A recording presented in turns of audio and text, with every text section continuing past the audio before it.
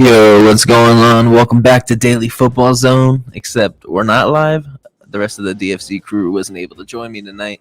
But, me, your host, is still here. You can follow me at I Hate Keb on Twitter and Instagram. If you don't know by now, my name's Caleb. You can call me Keb. I guess you can call that my nickname, whatever you want to call it.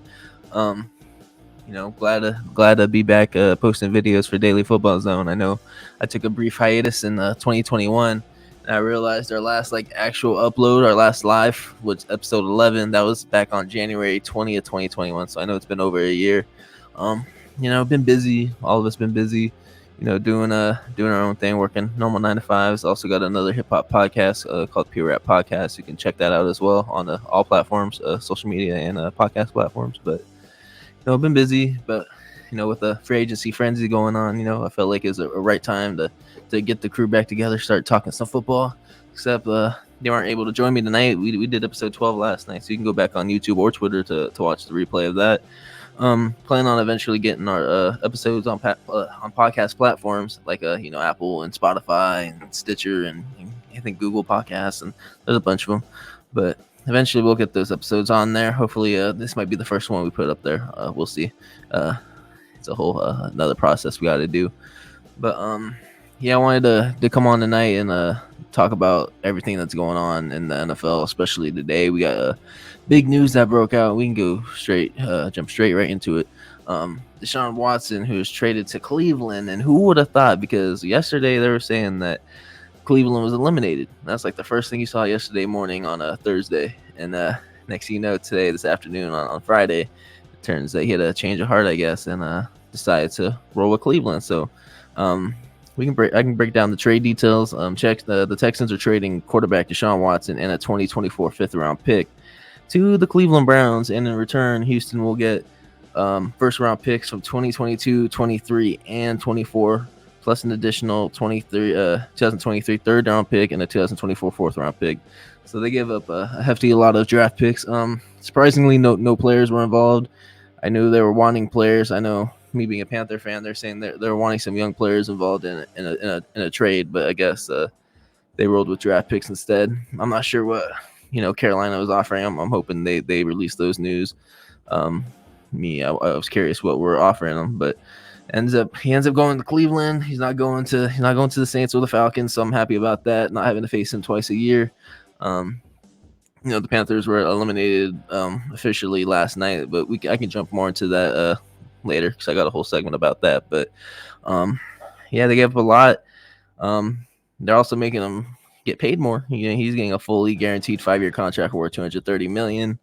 Kind of surprising, kind of not. Cause, he's with the money, but with everything you got going on, surrounding him, I don't know. It's kind of concerning to give a obviously it's gonna look good on you if you win games, but with everything he went up against with allegations, I know he beat the criminal charges. He's still got the civil suits, but his representation is obviously not good. So we'll see how that pans out for him to go from 22 lawsuits to being one of the richest quarterbacks in the league. It's a kind of I don't know how to think about that, because 22 accusers doesn't seem like, even if he's not criminally charged, it still seems like a lot for me to be comfortable with someone representing my team like that, But it is what it is. If I know Cleveland fans are probably stoked.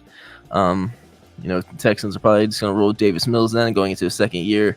And Davis Mills didn't have a horrible rookie year. I remember I saw a post that he kind of was similar to Tua's. They threw 16 touchdowns and 10 picks last year or something like that. So, no, I'm sure no one would have thought he'd be somewhat decent in his rookie year, being a third round pick out of Stanford. Yeah, I think it was the beginning of the third round that Houston selected him last year in 2021. But it looks like they're gonna roll with Mr. Long Neck Davis Mills. He got a long ass neck, but curious to see how he does and what they decide to do with them future draft picks, because that's a hefty amount of draft picks. But kind of concerned how Browns are gonna roll with Watson with all that. I'm sure they're gonna get negative publicity on it. But we got Antonio Brown tweets about the Cleveland Browns. He tweeted, "Take the Browns to the Super Bowl, not the toilet bowl."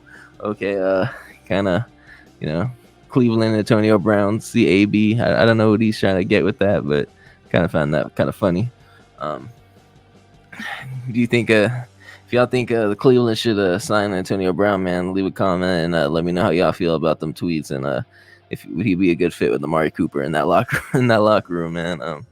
Kind of curious if the Browns would even consider that. Highly doubt it, but you may get Cooper, but you lose Landry and you lose Higgins. I'm trying to think who else they got there. Can't think. I know they have another young receiver. I can't. His name's like not coming on the top of my head right now, but yeah, it was a big package, big news today. No one would have thought, Atlanta was looking like the front runner for a second. Like, everyone's saying they blew a 28-3 lead to the Browns to land Deshaun Watson. So, so I love to see the Falcons get negative publicity too. So, I love the jokes. A lot of people thought he was gonna go back to Georgia. Saints were on the table, and to be neither of them. So I just wanted to, get that out of the way, because I also wanted to talk about what I got next for y'all that deals with the Cleveland Browns, which is, where does Baker Mayfield play in 2022? And I don't know. That's a good question, because he prefers to play in Indy. That can be an option. They got rid of Carson Wentz. Right now, Sam Ellinger would be the starting quarterback, or who else? They got Jacob Eason. Like, those are like the quarterback room they got there right now. So I don't see Indianapolis being a bad fit. Either him or maybe Jimmy Garoppolo. That either of them could end up in Indianapolis. Seattle, I heard, is also shown interest in Baker Mayfield if they decide not to draft a quarterback or not roll with Drew Lock, which I don't see them rolling with Drew Lock now that Russell Wilson's gone and they received Lock in that package. But I don't see Drew Lock being that guy. Maybe he needs to. Maybe he could. Maybe he needs a fresh start in Seattle instead of Denver. But I don't see him being that guy. I see maybe if he prefers Indy, does he go to Indy? Or he doesn't. He doesn't have a no trade clause obviously in his contract, so he's gonna get shipped to wherever they want to ship him. He's not like Deshaun Watson, or Watson was smart enough to do that when he got his whole contract extension a couple years ago. But Mayfield don't got that option, so he's gonna go wherever I guess sends the best package. And if they want to work with him, I'm sure teams can do that. But Seattle's shown interest. But I have a dark horse candidate for Baker Mayfield, which I don't think it's that much of a dark horse, obviously. But I haven't really heard about it. But I think Carolina could be an option. Me as a fan, I don't prefer it. If he does, I'd rather roll with him than Darnold. I'll be straight with that. But if we do end up with Mayfield, I don't want to give up too much. Obviously, we don't even have that much draft capital to begin with, because we don't have a second or a third round pick. We don't have a 6th round pick next year, due to Gilmore. We gave up, I think it was 23 6th round pick, but we don't have a second this year, nor a third, due to Darnold and CJ Henderson. So, I if we can give them something late, which I don't know what they'd want from him, because I'm definitely not giving them the 6th overall pick. Hell no. I'd rather just draft a quarterback. See what we can get with one of these quarterbacks in the draft, because they all gonna have a ceiling. Obviously, it's not that great of a quarterback draft class. Obviously, it's one of the worst ones in recent years. But I'd rather roll with a new quarterback than Mayfield, unless we're giving up a little. If we give up Darnold and like a 5th round pick, I'll be cool with that. I'll be cool with that. But we'll see what happens if we even make that attempt, because Baker Mayfield, he's 29-30 career record. He did take the Browns to the playoffs in 2020, and that was the first time they went to the postseason since 2002. And they actually won a game against the Steelers, and they finished the season 11-5. So I say this, like, Baker Mayfield, he's always had a negative spotlight. Me being a Panther fan and Cam always getting the negative spotlight, I feel like I kind of see the similarities and comparing both of them when it comes to the media, because they always find a way to scrutinize the quarterback. They find a way. They've been doing that with Cam since he came into the league, and they've done the same for Baker Mayfield.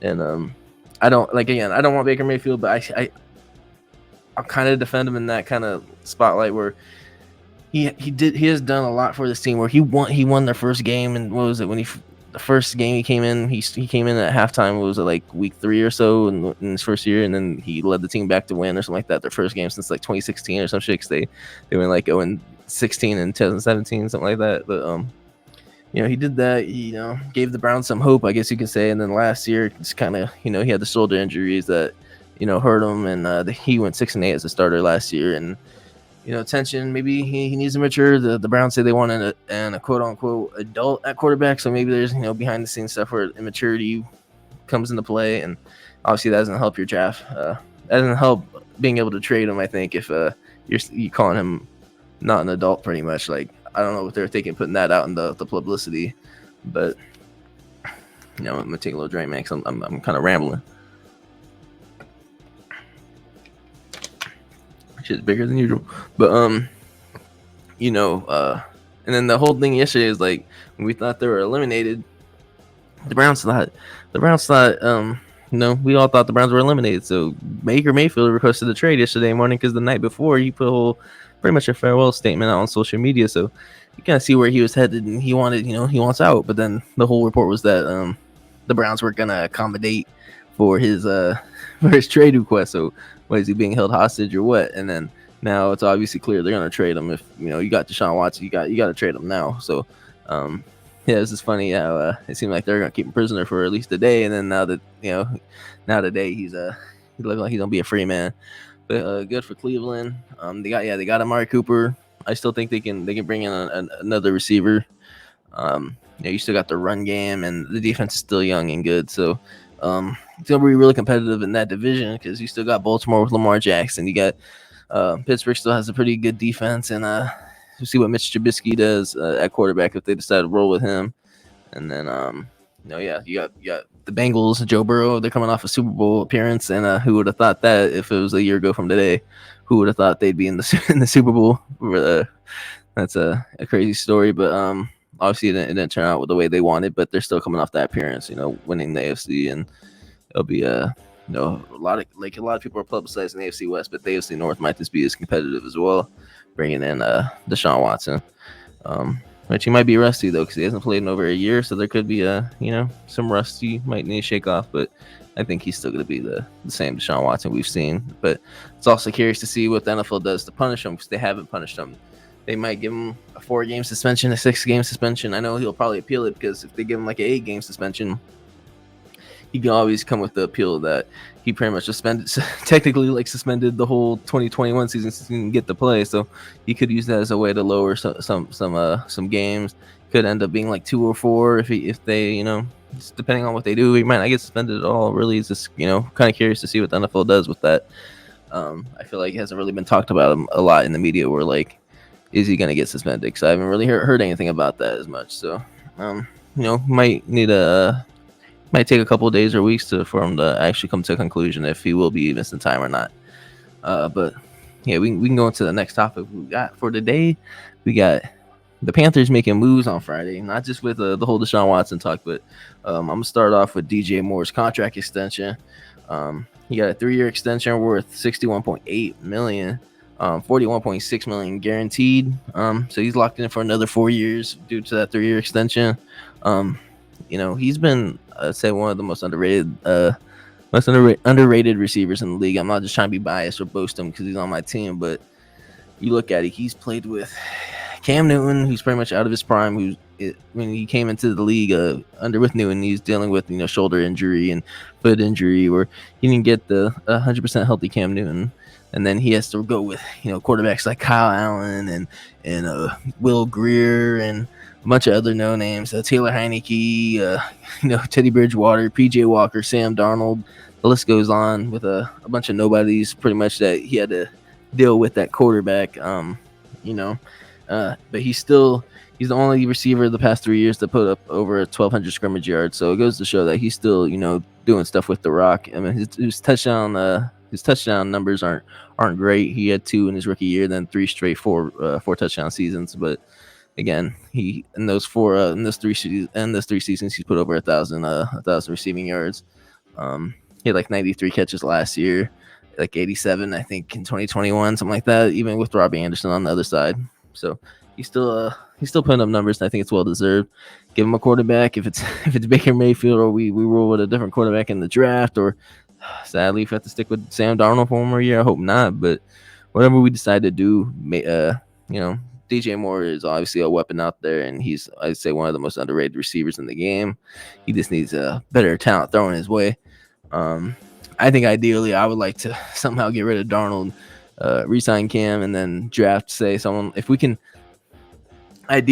trade back from 6 and get some draft picks that we lost, say if we can move back in the first and maybe acquire a second round pick, I'd be stoked, and then be able to draft if Malik Willis is somewhere there, depending on how far we go back. If someone like Malik Willis is there if it's to learn 1 year behind Cam, or if he can, show that he's ready from day one and he becomes a starter, I'd be cool with that too. But I'm kind of curious to see what they decide to do. They've been making a lot of moves, though. I like the Xavier Woods signing. I like the Damian Wilson signing that they got yesterday. Austin Corbett was a huge signing. Dante Foreman to back up McCaffrey was huge. And I'm not even talking about, I haven't even brought up today's news yet, which is we signed punter Johnny Hecker from the Rams, who was cut earlier this week. And if we don't do something about our quarterback, we might be punting 10 times a game. So it's kind of good to get probably arguably one of the best punters that's out there. We signed him to a 3-year deal worth $7.6 million.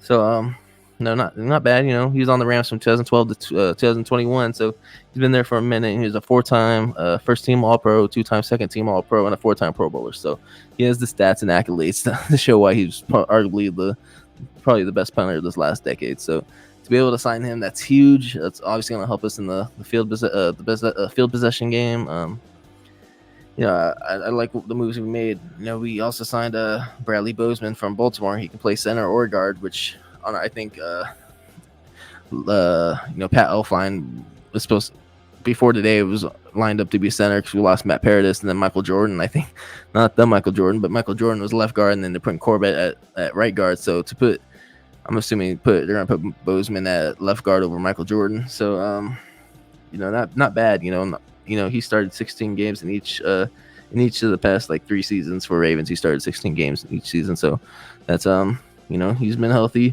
He's only gave up 1 penalty and 3 sacks last year with a 73.3 PFF grade. So that's a huge sign. Even if it's a 1-year deal, if we can lock him up again before next free agency, if he does good this year, I'd be stoked. But that's what we definitely need is to be able to protect the passer. Give if it's Darnold, whoever it is going to be at quarterback, they need to be able to protect them.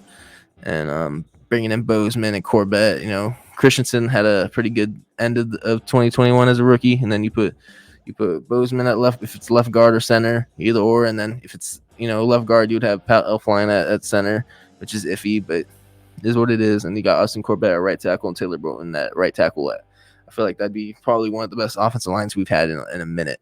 So if everyone can stay healthy and maybe they might roll Sam Darnold. Maybe if we get him better protection, they think he might be better, which I get that, but I still think he's gonna make the dumb throws and cause the turnovers. So I don't see that changing though. Being under pressure or not, I feel like he's not gonna make the right decisions, and hopefully they do something with Sam Darnold. But as of right now, he's still at quarterback.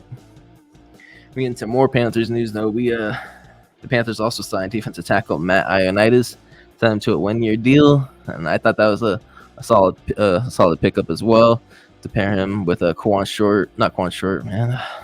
I don't always think about Quan Short. To pair him with Derek Brown, and then you'll see why I said Quan Short later, man, because who he used to be paired with in the a couple years ago. But to be paired with Derek Brown, because we lost Daquan Jones, so to bring him in there, it's a big signing. He spent the first 6 seasons in Washington before being cut 2 days ago, and he's familiar with Matt Rule. He played at Temple with Matt, under Matt Rule at Temple, so I'm sure there was a familiarity there, and I think it's a solid pickup. He had maybe 3.5 sacks last year, maybe around there. I know back in 2019, 2018, he had 8 and 9 sacks in those seasons. So it kind of went down in numbers wise, but I mean he's still solid def. I mean, and there's also been I guess there's some drama in that camp. I know Ioannidis' agent claims that the Commanders staff, quote unquote, lied to their face when they spoke at the scouting combine, when they spoke about if Ioannidis would be released or not. I guess the staff told his agent that they weren't planning to release him, but then, as you see, a month later, he got released. So I guess you say there's some tension between both camps there. But all fair to us. We gladly would take him down south and Charlotte, and appreciate his 1 year he got with us. But we also had Robbie Anderson. He restructured his contract earlier this morning, so that frees up some cap space for us. But one thing I wanted to talk about is again about Deshaun Watson. Deshaun Watson, we've been interested in Deshaun Watson since last year when he announced that he wanted out, and even after the allegations, we've always shown interest this past year. And it turns out that we're eliminated from the race because they weren't willing to guarantee his third and fourth year of his contract. They weren't willing to guarantee those years. And if you're supposed to be all in on a quarterback, how are you not going all in then? Because if you're not guaranteeing those years, you obviously ain't all in. So I don't get what David Tepper, I don't get what Matt Rule, I don't get what this front office is doing when it comes to that. Because obviously they haven't been able to figure out the quarterback situation since they came in, since Tepper bought the team, since Matt Rule became head coach. They've not been able to figure out the quarterback issue. Because there's a whole carousel with Cam Newton to Teddy Bridgewater to PJ Walker to Darnold to back to Cam Newton, back to Darnold. Like, obviously, like I said, this team could be a quarterback away from potentially being good, and then obviously the offensive line, which we're addressing. So now it looks like it's just our quarterback is the big fucking issue, and our fucking head coach, and I guess you can say our owner too is a fucking big issue. But I saw that and laughed at it, because how are you supposed to be all in on a player, but you're not all in? And it is what it is. I'm not losing sleep not landing Deshaun Watson. I'm not surprised that we didn't get him.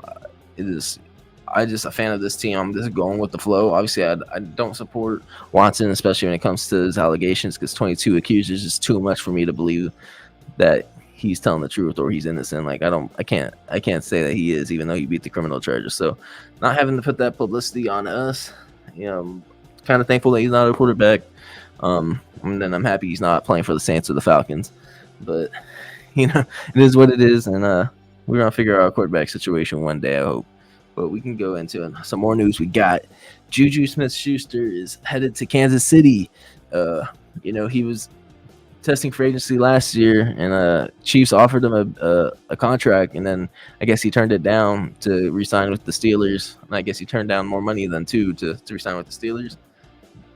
Excuse me, but he played in 5 games last year for Pittsburgh, only catching 15 receptions for 129 yards and no touchdowns. I guess he had he missed the majority of the season because of the shoulder injury he suffered in October. He also had a ribs injury in September, so he dealt with injuries all last year that pretty much sidelined him the rest of the year. But he was a Pro Bowler in 2018 where he had his best season. He caught like 111 passes for like over 1,000 yards and like 9 touchdowns or something like that. Not on the top of my head, I'm not sure exactly what the stats are, but he did have 97 receptions in 2020, but he only had like 800 yards. So he was only averaging like 6 or 7 yards per reception. So that's kind of like, it doesn't matter about the 97 catches. Your yards ain't that good compared to what it should be. And then, obviously he hasn't been the same since Antonio Brown was lined up with him. Obviously Antonio Brown helped him a lot, being able to draw attention away from him, because Antonio Brown was probably getting double teamed a lot, and getting the top corners or opposing corners are going to be placed on Brown over Juju, obviously. Jackson Mahomes must be stoked though, because they're going to be doing TikTok rituals and performances before the games or after the games or at halftime, for all we know. And so Jackson Mahomes, I guess, won the signing because he's if he's allowed back at the games. I know there's been reports saying that Mahomes didn't want his wife or Jackson attending his games, but I'm sure they still will. So I'm sure Jackson Mahomes got a whole TikTok dance ready for week 1 when Juju hits the field. They're gonna jump in the middle of the logo of whoever stadium they're at, if it's their own or if it's someone else. They're gonna be doing a little TikTok dance. Y'all can look forward to that. But yeah, man. That's not all. We still got a lot more news for y'all. That's just pretty much the main discussions I wanted to talk. Man, I usually have other people with me, so I feel like I'm gonna lose my breath soon. I feel like I'm talking a lot. It's my first video doing it by myself. We're 25 minutes in, but we plan on doing more of these. Doing more. Hopefully, the rest of the DFC crew can join me for the next one. But we do got other news around the league. Probably won't blab too much about each of these topics, but I'll run through them before we head out tonight. I'm sure there's gonna be more. There might be more news I might not cover because obviously I'm not doing this live and news be happening at the randomest times. Like there might be something huge coming after I finish recording this. I won't be able to talk about it. So we'll get. It's only 5:42 p.m. Pacific time, so who knows, something can happen within the next hour or so. We never know, but I'll jump right into it for y'all. Michigan linebacker David Ojobo, he was injured at his pro day. He was expected to be a first-round talent. He was clutching his knee, had to get helped up. Hopefully, it's nothing too serious. If it's a ligament, if it's an ACL, that'd be a big blow because he's projected to be in the first round. If it's not mid, maybe late first round. He's losing out on a lot of money, losing out on maybe losing out and playing his rookie year, depending on how severe this injury is. I'm hoping for the best. I hope it's not severe. For last time I checked, it wasn't no news out yet exactly what the injury is. Obviously, probably won't hear about that till maybe tomorrow or Sunday or so. But I'm sure maybe he'll have an MRI done soon, and we'll get that news out. But prayers to him, and hopefully he'll be ready for the 2022 season, and hopefully it's not too bad where his draft stock falls. So he's losing out on a lot of money if that's the case. But we got more news for y'all. The Philadelphia Eagles are re-signing running back Boston Scott, and they also plan on bringing back longtime defensive tackle Fletcher Cox. We talked about yesterday how they released him, but they were planning on still working it. And it confirms today that they're still trying to work on a 1-year deal for Fletcher Cox, and he's worth it. He's been there for a while. He's all pro. It's like a 6-time Pro Bowler or something like that. So I don't see why they make him leave. He's like the anchor of that defense pretty much at this point. He's the heart of that D line. So and he got a pretty cool face mask. So so I don't see why they would have to if they can get him back for cheaper. I'm sure Fletcher Cox would love to stay in Philly. They also bring back Boston Scott. His deal is also a 1-year deal that's worth up to $2.25 million. So I think the base is like $1 million, and he has like incentives worth up to 2.2. I think that's how it is. But good for them bringing back key pieces. Boston Scott, I think for all I know, I think he's a Philly loved player. I think the Philadelphia fans fuck with Boston Scott, so I'm sure they're glad to get him back, and then also try to bring back Fletcher Cox. But speaking about New Orleans and quarterback issues, man, is Jameis Winston back in New Orleans? Adam Schefter said they're working on that. There's no deal in place yet, nothing signed, but as of right now, it looks like Jameis Winston's going to be back in New Orleans. Probably going to be the QB1 again. Hopefully he can stay healthy. I know he got hurt. What was it, week 3 last year? Week 4? I know it was the beginning of the year, and he missed, it was ACL, I think. Hopefully he can stay healthy. We do want to see what he can do, and obviously in a different offense other than Tampa Bay's, where 2019 he threw like 30 interceptions. So obviously, or was that 2020? I think it was 2020. But he signed with New Orleans. We were hoping to see what he can do with Sean Payton last year. Sean Payton's now gone, and he's coming off injury. Hopefully he can bounce back and probably sign another prove it deal with the New Orleans Saints. But we got more news. We got the Patriots re-signing linebacker Jawan Bentley.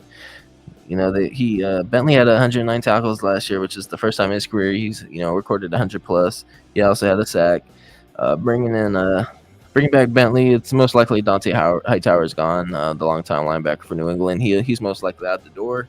I'm curious to see where he'll end up. He might, wouldn't surprise if eventually if he decided to retire or not. He's getting up there in age. Players, retire at random ages these days. So, if it's not, he might be play for a different team. But look, a lot of reports are saying that he most likely won't be back. What we got next for y'all? 49ers, they signed safety and special teamer George Odom, who came from Indianapolis. He was a key special team player. He was an all pro in 2020. Like I wouldn't even thought. I guess it's for his special teams, obviously not for being safety. But he got a 3-year deal worth $10.95 million. He got more playing time in 2021 due to injuries like from Julian Blackmon. He got to start 7 games where he recorded 55 tackles and an interception. Also playing on special teams, which is why he was the All-Pro in 2020 for his work on special teams. But good for him. He got a new 3-year deal. He's heading out west, San Francisco, and probably do the same thing for them and help out their special teams. More Seattle Seahawks news though. We got Carlos Dunlap the second and Kerry Hyder Jr. getting released. Dunlap he led the team last year with 8.5 sacks, but he was due 6.5 million. So that's probably why they released him. He's getting older. Been in the league since like 2010, so they probably want to pay him that. Yeah, he with the release they're gonna save 1 million with the release, but it could be as much as 5.1 million if it's designated as a post June 1st cut. So it makes sense why they cut him. They also signed defensive tackle Quentin Jefferson, who played he played for Seattle from 2016 to 2019. So bringing in a familiar face, and then they also got the Chargers linebacker Ukena Nwosu on a 2-year deal. I think it's worth like 16 million. So they're bringing in guys to replace to help the pass rush as well. So they got some veterans on the market. Speaking of veterans on the market, the Buffalo Bills, releasing defensive tackle Starlo Tulele, which makes sense. I mean, he's 32 years old. He signed a 5-year deal worth $50 million back in 2018 after playing his first 5 seasons in Carolina, which he was a first-round pick by Carolina in 2013. I think he was like 14th overall pick, maybe 13th overall pick in that year. No, out of Utah. No, I fuck with Utah, so I always fuck with Tulele. I was happy we signed him that year, that we drafted him. But yeah, that move saves them 1.5 million in cap space, but that will result in 7.7 million in dead cap.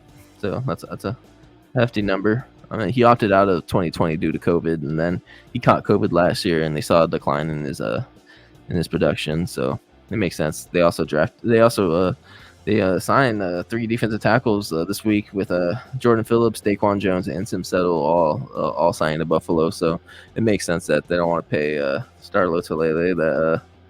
The money they own if they're bringing in 3 other defensive tackles, and then you still got Ed Oliver there, and then you bring in Von Miller, not a defensive tackle, but I'm sure that's one reason why they got rid of Starlo Tulele. We can get into more news though, defensive tackle news. Larry Ogunjobi, he failed his physical, so he's not going to end up in Chicago. Instead, Bears signed former Chargers defensive tackle Justin Jones. They gave Justin Jones a 2-year deal after spending 4 years with the Chargers. He's coming off his best, I'd say his best season statistically when it comes to sacks. He had 3 last year with the Chargers. So they decided to roll with Justin Jones, and Larry Ogunjobi failed his physical. I mean, he had foot surgery, so it could play a factor in that. But they were going to give him a 3-year deal with $40.5 million. So they're going to give him a lot of money, and then you end up failing your physical. You might not even get that again. So if he ends up going somewhere else, he's probably going to get way less than that, especially if you come off a failed physical. So he's missing out on some money. I don't think any other team's going to give him that now, but we'll see what happens. But we got pretty much the last thing of news I want to talk to y'all about, and that's the Cowboys re-signing linebacker Leighton Vander Esch. They also, before I hopped on here, I heard that they came to an agreement with linebacker Dante Fowler Jr. So they're making moves on the defense. Obviously, you lose Randy Gregory, so they're going to bring in Dante Fowler probably to replace him, to rush the passer with DeMarcus Lawrence. Dante Fowler also played under the defensive coordinator Dan Quinn back in 20. He signed with Atlanta back in 2020, so he's familiar with them. He was the 3rd overall pick in 2016 by Jacksonville. He has 35 career sacks, so he's had some production. He's bounced around team, from Jacksonville to LA to Atlanta, and now he's in Dallas. So, they want that production. Also, Leighton Vander Esch, he's getting a 1-year deal worth up to $3 million. Originally, his 5th-year option was declined due to injuries, but he had a pretty good year last year, so they bring him back, and he had a really good rookie year back in 2017. Yeah, I think it was 2017. He had a really good year where I think he made the Pro Bowl and he led the league in tackles, and then ever since then he kind of declined due to the injuries. And good to see that he played 16 games last year, was able to stay healthy, and he had like 77 tackles and I think a sack and an interception or so. But they bring him back, get Dante Fowler Jr. So they're looking to obviously make moves in free agency to help their defense, especially since they lost Randy Gregory. They don't got La'el Collins no more, so they got to figure out what they're going to do at tackle. But yeah, man, that's pretty much all I got for y'all today.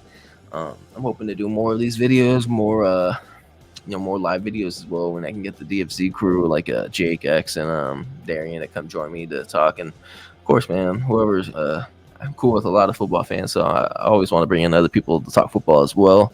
Um, the more we do this, the more we get better at technical side of things, and obviously we get better with editing videos. Like I'm just like free balling this right now. Like I'm not the type of person to edit videos and all that. I don't know how that works. So until I learn that, I'm just gonna go straight up and talk with you on here.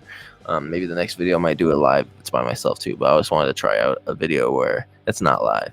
But also like the interaction with people. So we'll see what I do with the next video. But you can expect episode 13 of Daily Football Zone Live probably within the next week or so. Again, plan on putting everything out on podcast platforms once I get that set up. Until then, you can follow us on Twitter, like I said, at Daily Football at Daily FZ. Our YouTube, you can find us Daily Football Zone. Like our video, subscribe, follow us, on our social media. Look out for our tweets, and plan on maybe doing some giveaways as well if it's a signed memorabilia or jerseys or any type of football related items. Plan on doing that too, because I also love to give back to our supporters. You can always look forward to that this year, and more content's gonna be on the way, and again, we're approaching 40 minutes, so I think it's a good time to end the episode. Thank you for everybody that's gonna tune in. Leave comments. Let me know. Let us know how you feeling about free agency. What teams need to do. What team needs to do. What moves you like so far. You can talk about the Deshaun Watson stuff. Let us know in the comments. Leave a thumbs up and subscribe to our channel. I hope everybody has a great night, and I'll see y'all next time.